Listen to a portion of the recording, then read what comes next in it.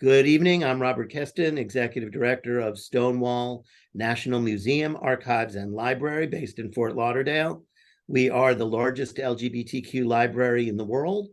We have one of the archives that collects nationally, not locally, so we're one of the few of them. And we also have a small museum that makes sure that all of the objects that we have collected eventually get shown and shared with the public, because when we share our history, we protect ourselves and the people we love. Being visible is vitally important. Being visible is what we're about. And that's why we do extensive programming, both on and offline, as often as we can possibly do it, because it's important that we share our history and our culture. And that's why it's very interesting for us today to have Chris Stanley, who shares everything. Chris does social media. Chris is making films. Chris will have a music video coming out.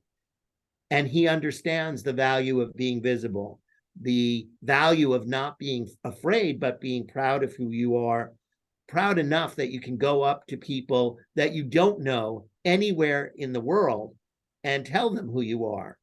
Sometimes ask for kisses. Sometimes ask for hugs. Tell them who you are, ask who they are, and make people comfortable with the fact that there are LGBTQ people in the world. So that is something that is quite impressive with the work that you do, is very often you're just wearing a bathing suit. And anybody who follows you knows that sometimes all you do is wear a bathing suit. And you walk up to people on the beach, you walk up to people wherever you are with a microphone and ask questions that are sometimes personal questions, but are always questions that force people to think about things that they may not think about. So you may walk up to someone and ask them if they're gay. You may walk up to someone and ask them if they're straight. You may ask any number of other questions that can catch people off guard, but almost always, at least in the ones that you post, make them smile. How important is it for you to feel comfortable in your own skin? And based on what we'll talk about later about your coming out story, when did you start to feel comfortable? So I think it is definitely really important because, um, even when I first started, I still remember like how nervous I would be going up to people and asking them like if I could interview them and then asking if they're gay or straight and everything. So I've still even gotten more comfortable since I first started, but I think when I first started becoming comfortable was actually after I graduated high school because like you sort of mentioned what happened in high school with my really close friend group kind of ghosting me. It just felt really good after I graduated to sort of be free of that stupid like high school pressure that you feel like people are looking at you and thinking about you and stuff like that when they don't really care that much, which everyone always says, but it's hard to realize fully until you're actually like out of it. So your comfort level grew when high school pressures were diminished. Yeah. And as we said, um, you were outed in high school by someone who didn't really know what they were doing. Mm-hmm. And that cost you your friend group. They were not ready. They didn't feel comfortable being friendly with someone who was gay. And it Yeah. also forced you off, was it the soccer team? Yeah. So life became a little bit lonelier.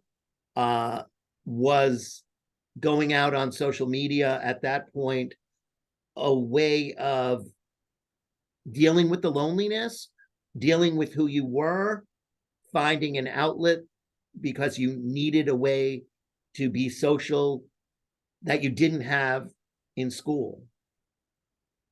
Yeah, I think it was kind of all of those things. And I also kind of wanted to give back because I remember like after I came out and got like all lonely and everything, I would just watch like YouTube videos and like any like gay content really I could find online. So I feel like now that I can contribute to gay content online, and especially in like just random normalized settings, like going up to strangers, videos with my family, videos with my other friend. I feel like it's a good way to give back to maybe other kids who might be in a similar situation as me, or just people who find it entertaining of any age. How often do you hear from kids that feel remote, lonely, unaccepted in their communities? And do they come to you because you give them a sense of hope, that you give them a sense that if you did it, they can do it too? There's definitely been a few of those. I'm trying to remember the last one. I think they just like seeing that and knowing that after what I've like been through, they can do it too. And it's not like the end of anything, or they don't really need to feel like ashamed or sad or scared. I think that's kind of the main um reasonings. Yeah. So, how did you decide to do what you did? Did you see it before? Did, where did that come from? So the interviews were because I mean I've made like tons of different sorts of videos. But when I first started interviewing, it was because I just saw other people doing it on TikTok, just like using their phone, and they would just ask strangers questions. But I'd never seen anyone do it in a way that was like LGBTQ, I guess. So I was like, okay, I'm gonna try that, and I ended up doing a few videos, and they did really well and got a bunch of views. So I just kept doing it. And I know people said like Billy Eichner sort of was like did it on the street first. I'd seen like some of his videos, but his were sort of different because he had like a real microphone. What I was trying to emulate at first was just like these kids that they would like use their phone as the microphone, like the voice memo, and just ask people random questions. But yeah. So, Billy Eichner might have been first, but he was not a little kid. You were a teenager basically when you Mm-hmm. started. Yeah. And did you always have positive responses, or were there negative responses as well? And how did you deal with that? Usually 95% of the time they're positive. There were a few in there that were negative. Usually the only negative, well, the two that I can think of, because I usually always ask people beforehand if they want to be on a video. I know there are some people who just don't ask and they just run up to people. But I usually ask. So if they say no, I just, okay, move on, go ask the next person. But there was one time where I asked this guy and he agreed. And then he got like really mad mid interview. And I was like, I didn't really know what to say because like I asked him if he wanted to do the interview, and then he just sort of got mad out of nowhere. So uh I mean when that happened, I just left because what else am I gonna do? Like I'm not gonna try and fight you just to interview you.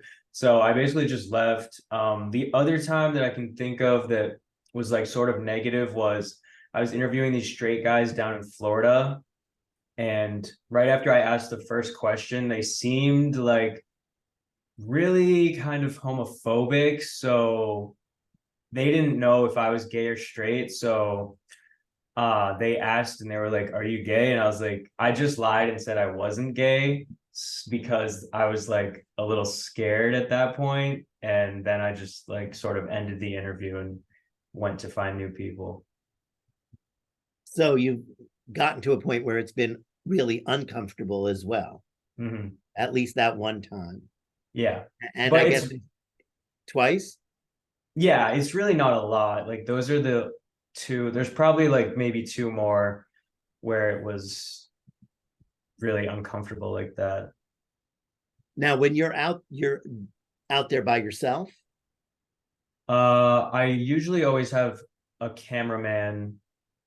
So sometimes like my boyfriend, or I'll pay someone to do it, or I also have my friend Art, and we'll switch off. So like he'll film me and then I'll film him, and we just kind of go like that. So usually it's two of us. So that makes you feel a little bit safer, Hmm. because it is a little daunting being a young person going out and asking people personal questions where they might think they'll be comfortable and then they get uncomfortable. Hmm. Yeah, definitely. And when you started this, what was your first thought? I mean, you said you watched other people do it while you were in high school and you felt that this was something that you could do. What was your ambition with this? Have you started moving in that direction? Are you changing your goals and objectives? How professional can you become doing this? What are the levels that you aspire to? So initially it was just because I wanted to try out a new form of content. So I just wanted to like see if it would go viral. And then it did, and multiple other ones have also since. So I feel like it's just a good sort of style of making video, I guess. But I did recently sign up for an improv class because I feel like it will make me better and like a quicker thinker on my feet when I'm interviewing people. As for like an end goal, I'm not exactly sure because originally it was really just for content and for views, but it would be cool to maybe do some interviews at like a red carpet with celebrities, or like, I don't know, like the queer teas or something like that. So you do see that there's the potential for a different kind of career than what you're doing right now. But because of technological changes and whatnot, do you think that the potential changes with the technology? Yeah, definitely. Um, well, what do you mean by technological I mean, changes? with AI, with uh, Oh, yeah, yeah, yeah. the ability to use different kinds of platforms to be in multiple places at one time, by just having people with cameras or other kinds of things elsewhere. You can do an awful lot of things that even 5 years ago would have seemed impossible. Yeah, I mean, I think I will just try to keep evolving with it as much as I can and hopefully use it to my advantage in whatever way possible. Do you feel that there's a lot more competition now than there was when you started? Yeah, definitely. And I've actually been talking with my friend about how we were like the first two who did it in like the LGBTQ niche. And now we see so many people who are also in like the gay or LGBTQ niche, pretty much getting inspiration off us. I mean, it's not like we invented it either, but sometimes they'll just do like the exact same questions that we did at the start. So it's just kind of interesting to see. And definitely, there's a lot more competition. You really need to find new ways to stand out and make it interesting. So what are some of those new ways? I think just thinking of newer questions that are entertaining, different types of trends you can do with people on the street, um, who you decide to interview, yeah, things like that. What about the places you go? Will that Yeah, change? places too, but we already go to like a lot of different places, so What are the most interesting places you've been? Um, I will say Amsterdam was really fun. We went to Amsterdam Pride and did interviews there. It was really interesting. It was weird because it's definitely kind of surreal when random people, well, random from like another country will just come up to me and be like, "Hey, I love your videos." And I'm just like, "Oh my God, like I never even would have thought people from another country know who I am." That can be fun, but it can also be a little unnerving when people know who Yeah, you are and you have no idea who they are. yeah, that's true for sure. So Other, what was the most interesting thing that happened in Amsterdam? um, hmm. Or what was the most interesting place in Amsterdam where you interview people? I forget the name of the street, but there's a gay street in Amsterdam with a bunch of gay bars. That was, of course, the best place because I mean they're all gays. I really like going to like gay places to do interviews. One of the most interesting things was I made a video saying how I was spontaneously going to Amsterdam for Pride, even though I already like planned that I was going to go, but for the sake of like a storyline for a video, I said, "Oh, my friends and I spontaneously decided to go to Pride in like 24 hours." And someone who already lived in Europe came up to me and they were like, "Oh, I saw your TikTok and it made me decide to come to Pride too." So I was like, "Wow, that's like really crazy that just a video I made someone decide to come here." And the fact that I ran into them and they got to tell me that was just pretty cool. So other things have happened when you've been recording that have been cool too. Why don't you tell us about Madonna?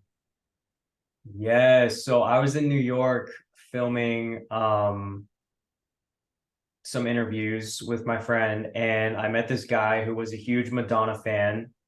So we did the interview, I edited it, posted it, and it ended up going viral on TikTok. And, you know, usually when I'm making these videos, specifically ones that are about celebrities, I'm like, oh, maybe they'll see it, maybe they'll like it or something.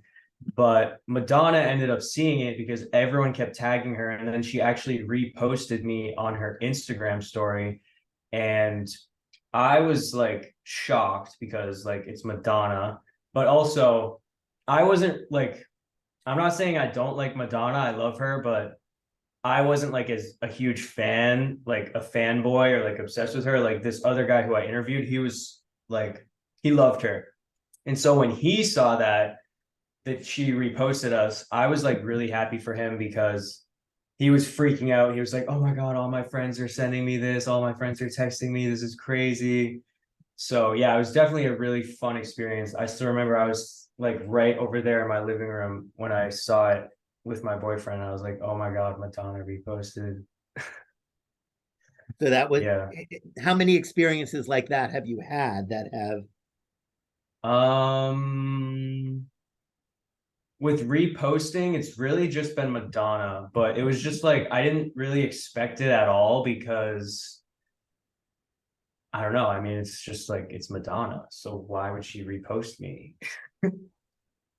But I so guess I she liked the understand that video. you feel about Taylor Swift the way this other guy feels about Madonna. Yeah, I'm a Swiftie, so yeah, I would say so. Yeah.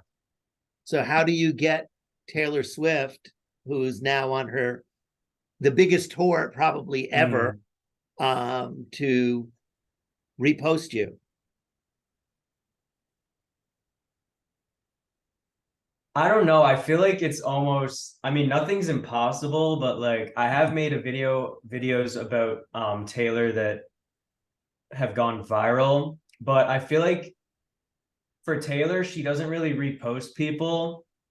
It would be cool if she liked one of my videos. I have seen her liking people's videos, but a repost would just be crazy. That would be sick. Or to like to meet her. That'd be so cool.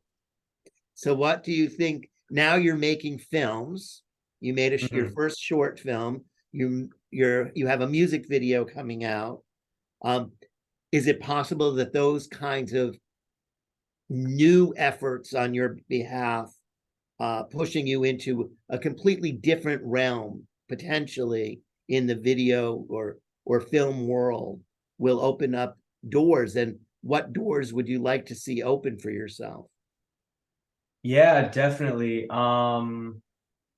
I think it would be really cool to just to keep writing stuff, making whatever it may be, short films, maybe some type of TV show or like a movie at some point would be super cool, and to have it on some streaming platform. Maybe acting in something. I'm still not sure if I would want to. I mean, I feel like it would be cool, but also I feel like I was never a theater kid and I never like took any acting classes. So, I mean, it's not impossible, but that would definitely be cool. Um, and Who just would you getting like to to, work with?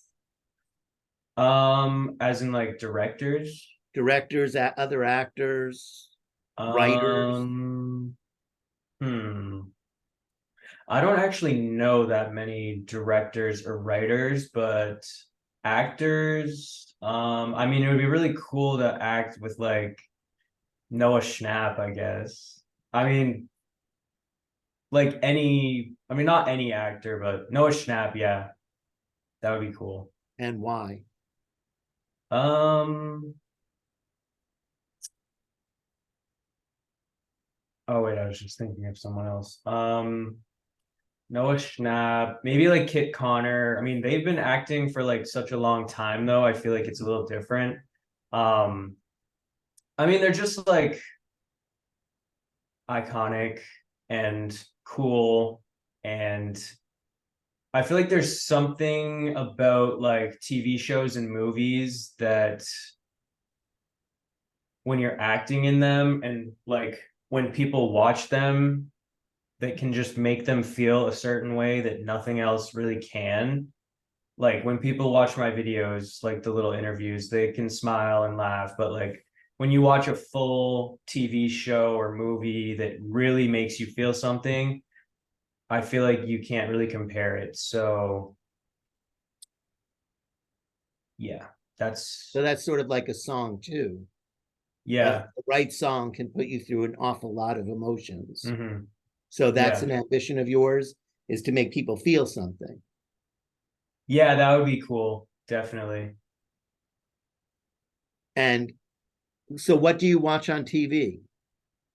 I watch a lot of random things. I love anime, but I love like comedies like Friends, Schitt's Creek, Parks and Recs, The Office. Um, I just finished binging Game of Thrones, which was really good. Um, How many of these things influence the way you look at things through the lens? uh,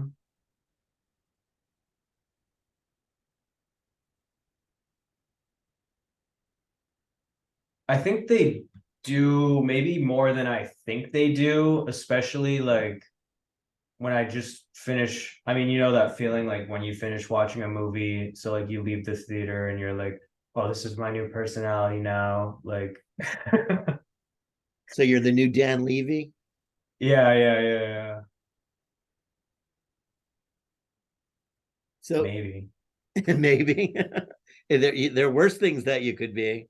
Hmm. What what are the things that you where would you like to see yourself in the next 5 years? Would you like to see yourself as a filmmaker? Would you like to see yourself behind the scenes, in front of the scenes? Where would you like to be? What are the things that mean the most?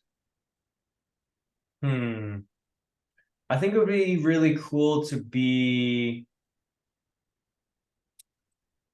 maybe a filmmaker or maybe acting. I don't know if I like being behind the scenes as much. I mean, it's fun, but I did help out with the social media for a different short film called Scraps, and they're supposed to be making a feature film next summer. And it was a little hard to be like in the background for it, but I think I don't know, I'm not really sure because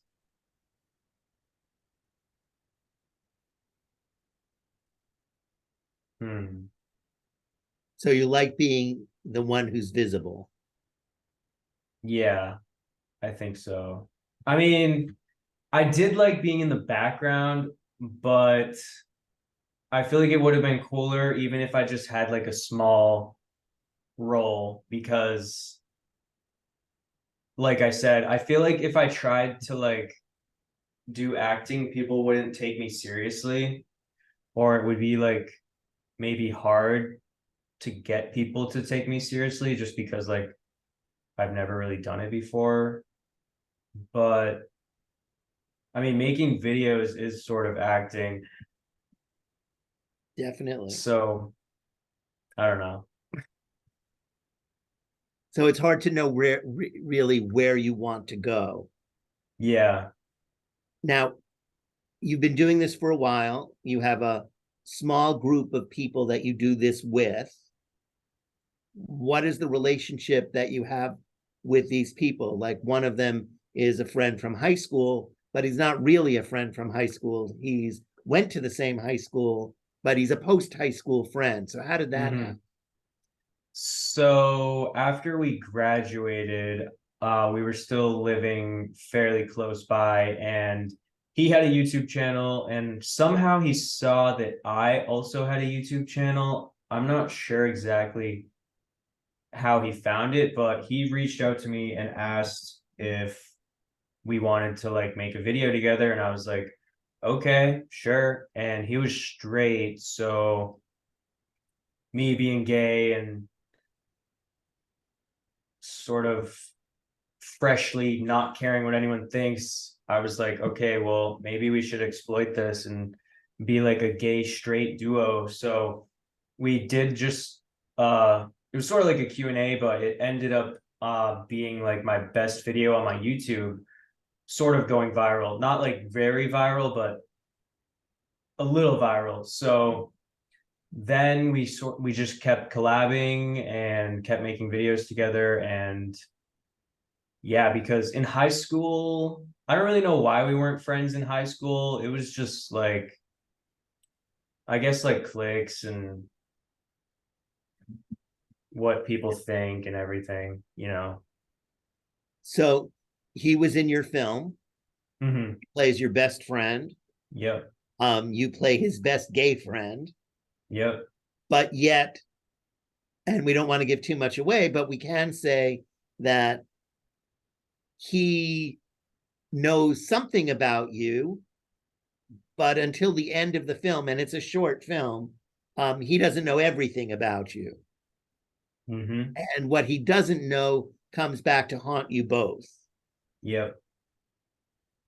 So in real Definitely. life, how much of what's in the film is reflected in your lives together? Um, hmm. I mean, what do you mean? How much of your character in the film is based on you, and how much Okay, of the okay. character in the film is based on him?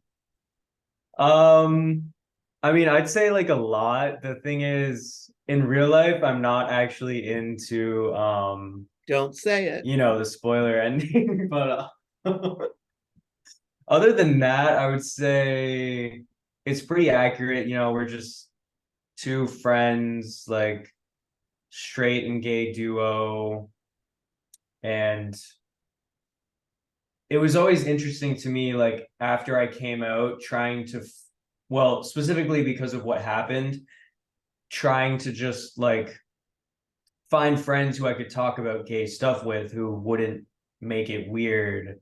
So it was nice to meet him, and the fact that we could make videos together and talk about it, and he was never weird or awkward about it. He was curious. Yeah. Did he ever look at your phone and say, why are these people sending you naked pictures? Oh, I forgot about that part. Um, no, I wouldn't say he didn't see like fully naked pictures, but I would show him like guys I thought were handsome or guys I thought were cute, and he would give me his opinion, but just not, I guess not as extreme as in the film, but yeah. So even though he's straight, he's able to share with you some commonality and interest. Does he show you girls and ask you if you think they're cute? Hmm. So it works both ways. So Yeah. it's truly a friendship. And what's his relationship with your partner? Um, what do you Are they with? friends too? Oh, yeah, he's hung out with us. They're they're friends. They like each other. And how did Yeah. you meet your partner? I met him when I was binging Survivor during quarantine. He was on the show and I was rooting for him, and I saw that he lived sort of close by to me, but I thought he was straight. So I was like, oh, okay, whatever. But then he ended up coming out on the show, and I was like, oh, no way. So I just decided to shoot my shot on Instagram, and I asked him to take me out on a date, and he saw it and said yes, and the rest is history. So your video worked for you. Yeah. And it was interesting actually because I asked him, well, I saw him on Survivor and then reached out, but actually he had seen my videos a few months earlier and he actually messaged me, but he sent me a message and then he deleted it and I never saw it. So it's sort of like we both found each other without, yeah, I mean, it's just like we both found each other because he deleted it and I never saw it. And then I reached him out to him and he was like, wait a second, I recognize this guy. And then he remembered that he had sent me a message before. And how long have you two been together? Um, it's been about 3 years now. I think we're coming up on 3 years. And what does he do for a living He is a police officer. in Massachusetts? Hmm. So that makes a lot of interesting stories. Yeah. And does he get involved in your any of your work? Yeah, he at first he really didn't want to be in any videos or anything, but I've sort of slowly convinced him to be in them, and now he doesn't really mind as much. So, yeah, he's usually down now. There's just certain things that he can't really do because of his job, but most of the time he can, and he's down. And it goes over okay at work? Well, sometimes the things, even if like he would be able to do it, there's been like a few cases of this where he's like, I cannot do that. The guys at work will make fun of me. Like if it's something like for the music video that's coming out, actually, this is just one example. The outfit that we wanted him to wear, well, that the costume designer wanted him to wear for the last scene, he was like, I cannot wear that. The guys at work will make fun of me too much. But it ended up working out. He just wore something else. Um, but I'm not sure because I'm pretty sure they all like know about us. I don't know how much they actually care about it. I have heard that police, like working as a police officer, is sort of like high school and they all like talk to each other like that. So yeah, I'm not sure. But even if it is like high school, I mean, they all know about that he's gay. Yeah. Yeah. And if they are good detectives, by now they know that you make videos. Hmm. So he may be being protective, but it's not like they don't know what's going on. Yeah. No, they know we make videos. I just sometimes wonder, like, if they, like, why, I feel like, why would they actually like watch our videos though? I don't really know if they do, or I don't know. Because I mean, I could see a gay police officer watching them, but I just feel like a straight one wouldn't really care about it. Well, except for that you have a straight friend who watches them and is in them. Yeah, true. And I mean, some topics I could see like a straight person being interested in, but And also, there are people who are fluid, true, true. even if in their out world they wouldn't be fluid, they might have some questions, and you open the door for them, in a sense, to experience things that they may not be comfortable with experiencing. Yeah. So, in a way, you're a therapist. I guess so. I kind of wanted to be a therapist before it was like one of my jobs that I was gonna pursue. So yeah, there you go. See, you're living the dream. Yep. So, when does your music video come out? And how can So people find it? the release date is not set in stone yet. I originally wanted it to come out in October, but with planning and filming and everything and now editing, it should be ready soon, but it might not actually be out until the end of November. I still don't have a set date, but definitely check my YouTube channel or my Instagram for any updates on it. They are both at Stan Chris. Both at Stan Chris, which is the name that you use on all of those things. Mm-hmm. Uh, and the film is already out. Yeah, the film is already out. It was more for Halloween, so you can probably still enjoy it up until December, but then it'll be Christmas time and you might want to watch my new Christmas vlog. Or last year I did a Christmas parody, which actually is one of my most popular videos now. It's called All I Want for Christmas is Dudes. And that was a very fun video to make. Actually, my boyfriend was also in that. He plays Santa. But yeah, I would definitely say check that out for the holidays. It's a fun one. A conventional Santa or a different kind of Santa? Conventional Santa. Yeah. So the people at work didn't make fun of him for that.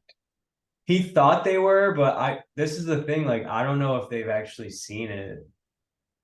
So, I mean, he hasn't heard anything, so I guess not. Because it's more like funny. If you watch it, you'll understand. Okay, everybody, we have to all watch Santa. All I Want for Christmas is Dudes. It's almost like a Mariah Carey song. Yep.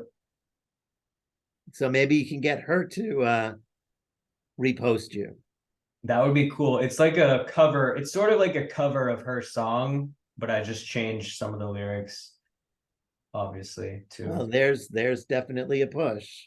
Mm-hmm. Getting Mariah Carey to repost, The queen herself. or finding a way to synchronize both of those songs. Yeah. So you get a little Mariah and a little Chris. Mm-hmm. I mean, they did it with Barbara Streisand and Neil Diamond, and it was very successful. Though I am not the best singer, so there's a little auto tune, but Well, there are a lot of people who use auto tune, so yeah. there's nothing new there.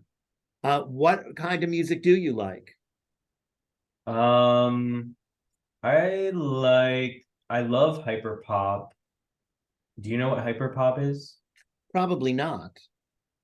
I It's just like, I don't know, it's just like pop that's kind of really fast paced, but I like everything really except like metal and I guess country.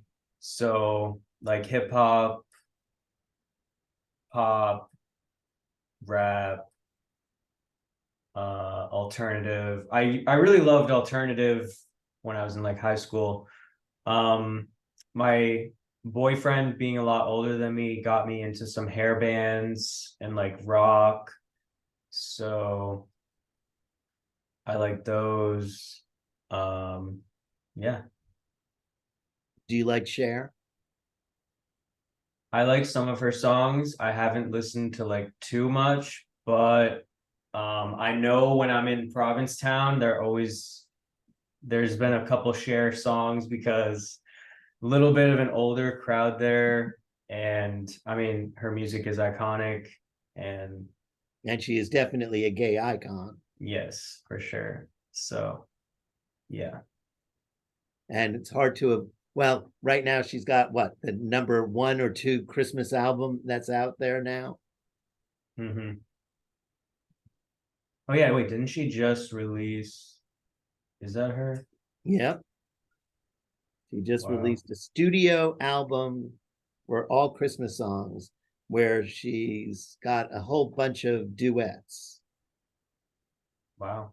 I'll have to check it out this Christmas It is definitely Christmas. because It I'm is still sort of in like spooky mindset, but it's almost getting to Christmas.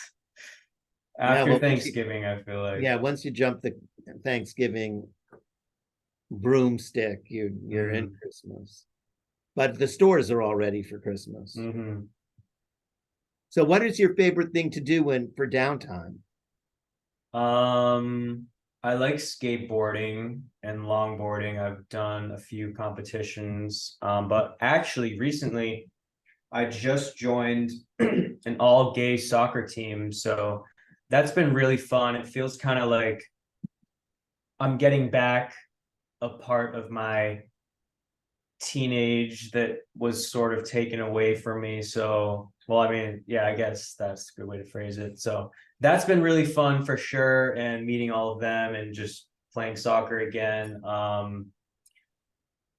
I like playing video games sometimes, not as much because I sort of feel like they're a waste of time, but going on runs, working out, reading. What do you like to read? There's this one author I've been loving lately. No, I'm forgetting her name. Colleen Hoover, I think. Yeah, I think that's her name. Wait. Yes, it's Colleen Hoover. I read one of her books and I just loved the way that it's like it's just I don't really know how to describe it. It's kind of like crazy, but it's like really good. Yeah. So I would definitely recommend. Colleen Hoover.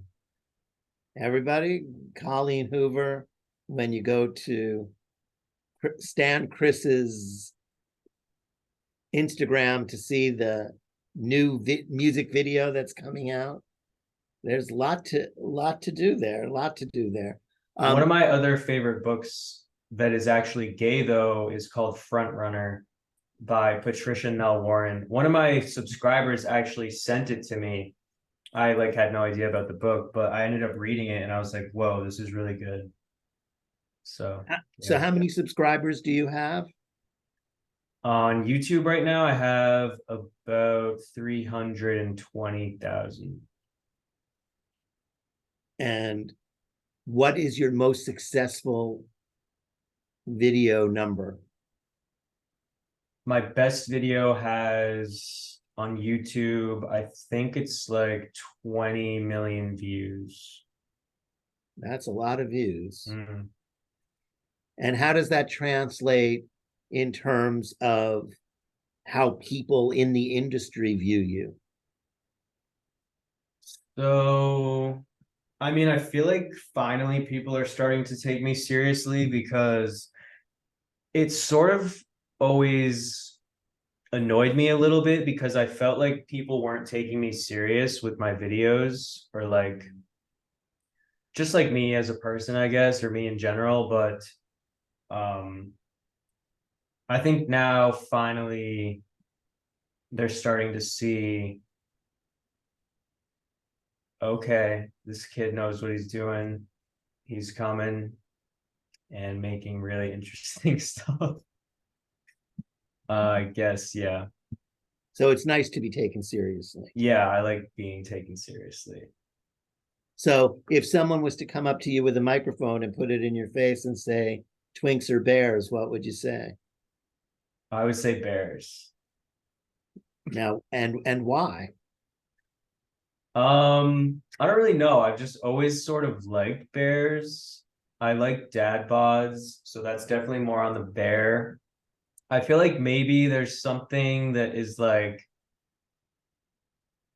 really masculine about like bears that I like, I think. So I think that's also part of it. Is it something that makes you feel comfortable, safe? Yeah, that could be definitely part of it too. Like just going to hibernate with a nice big bear to protect me. Yeah, So a bear that's a police officer makes you feel really safe. yeah, for sure. So have you ever looked at the psychology of what you like, what people that you interview like? Have you thought about those things, or is it more just an entertainment factor? More just an entertainment factor, but also I've always been like, I feel like in the gay community, there's this standard, or I guess standard, that you have to be like skinny and muscly and everything.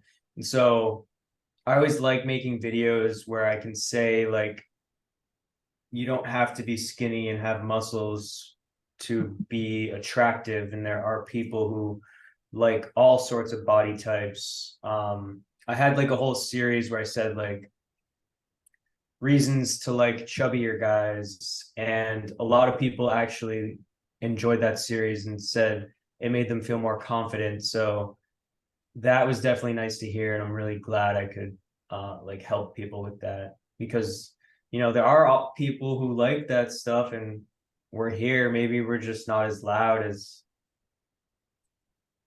I don't know, the other people. So yeah. But you yourself are trim and physically fit. Yeah, I don't know. Yeah, I mean, I feel like maybe it I mean, I don't know. I was gonna say like maybe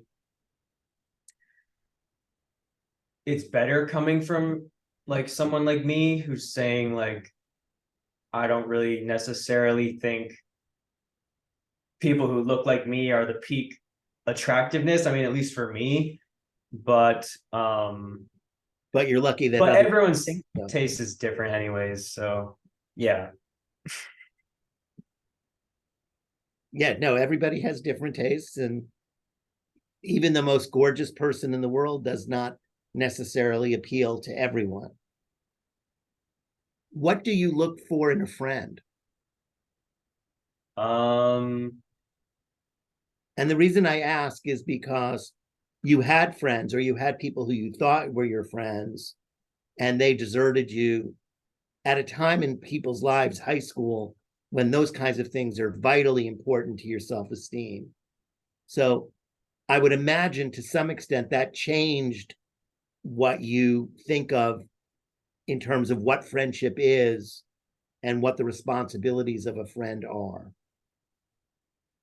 yeah, that definitely did change my life a lot. And I feel like after that,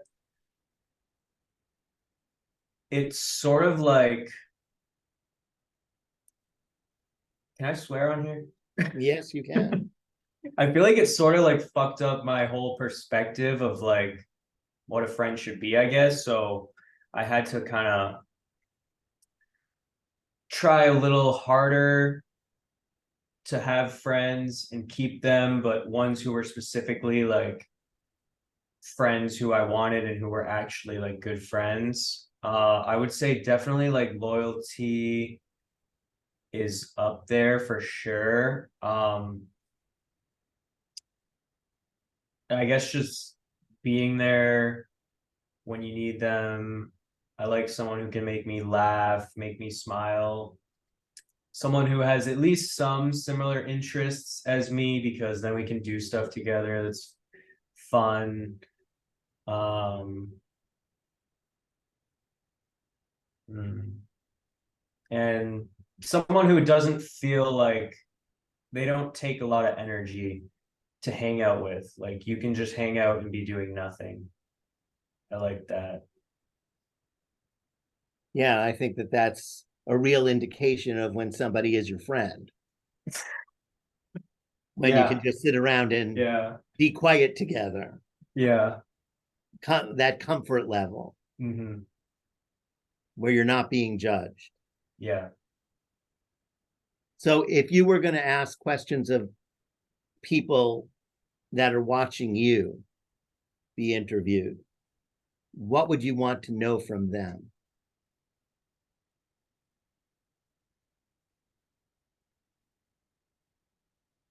Um, wait, if sorry, wait, I forgot what was the question? If you could ask a question of Hmm. people who are watching you being interviewed, what would you want to know? So Since like you're a professional question asker. people who watch my videos. No, people who are watching you, let's say right now. What would you want to know from them? Hmm.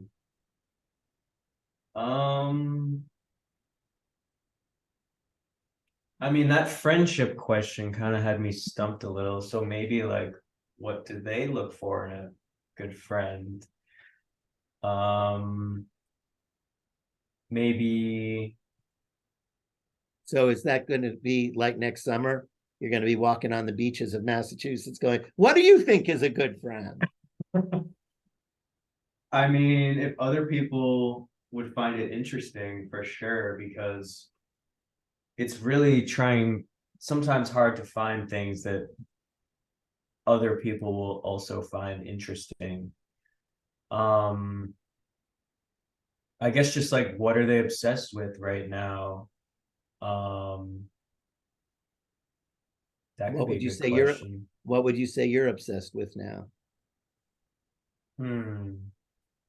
Well, I was just obsessed with Game of Thrones, but I finished it, so I would say now I'm kind of obsessed with soccer, Pokemon. Um, yeah, that's all I can think of.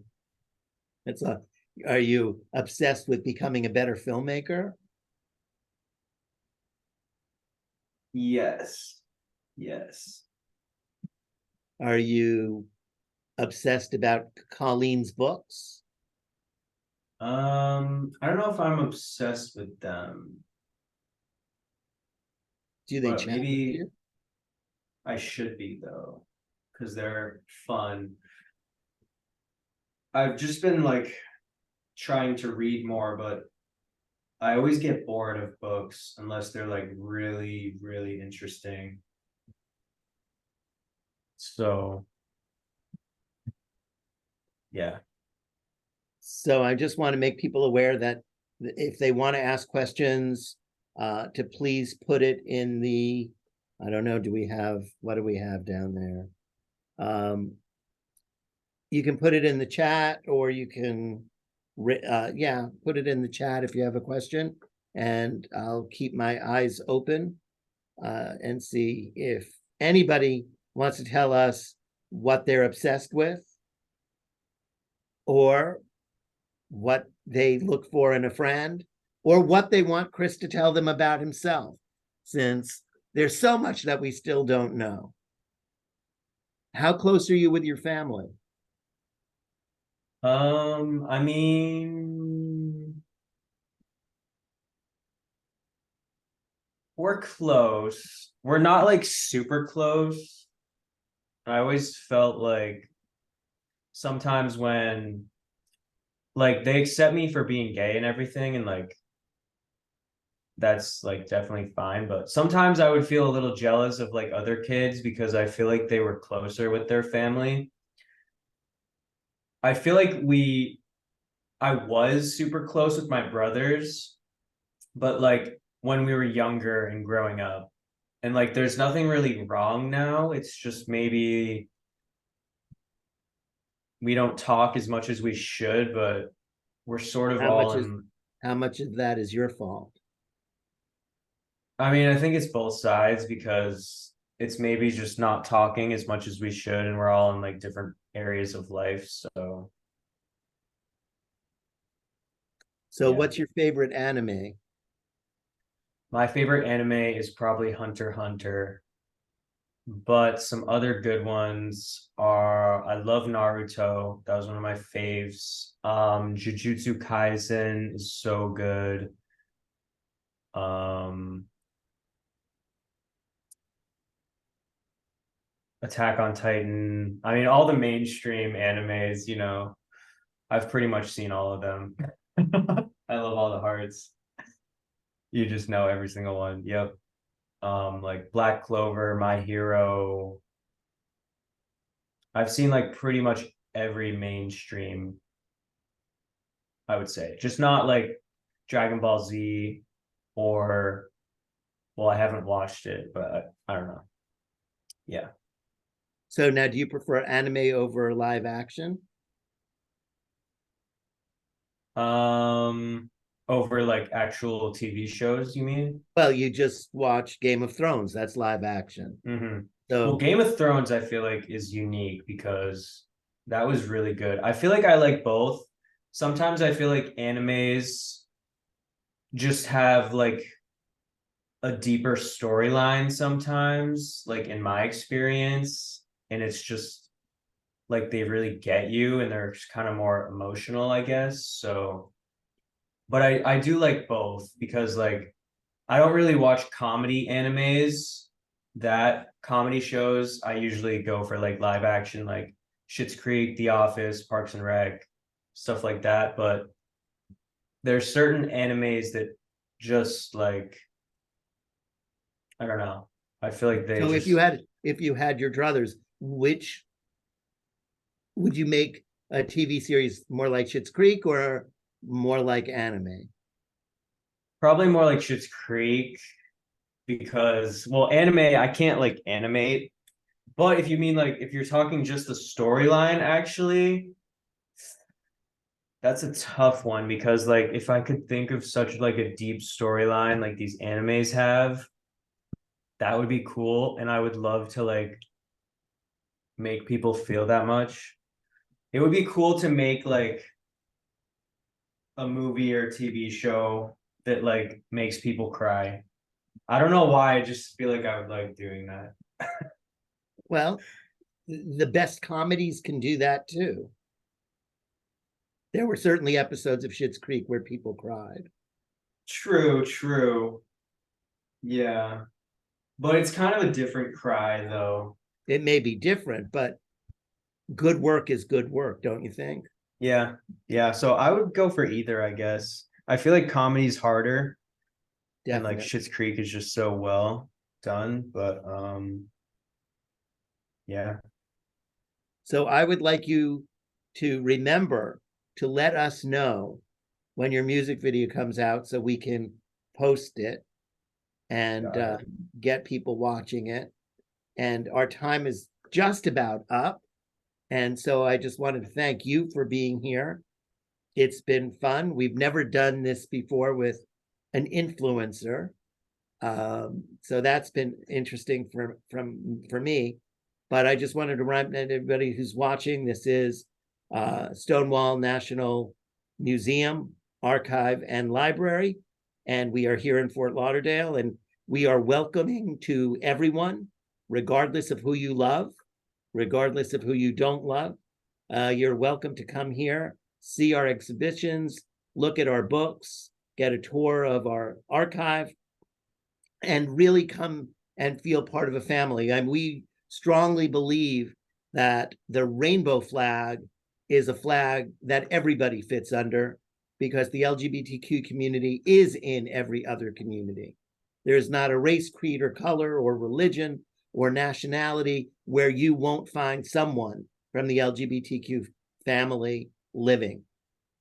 Your brothers, your sisters, your aunts, your uncles, in some cases, your parents, all fit under that umbrella, which means so do you. So come, enjoy us, feel at home here, and join us the next time we have someone online, which will be on December 5th, when we will be talking to the author of The Bars Are Ours, someone who has done extensive research on LGBTQ bars from the 1960s to the present.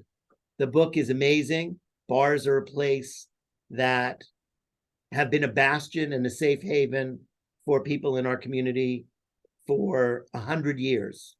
And it's interesting to see what we know and what we don't know, and how important a role they play. It also is an important thing because we are kicking off the Raising of the Bars, which is a program that we will take across the country to start collecting materials for the archives on bars and the people who love them.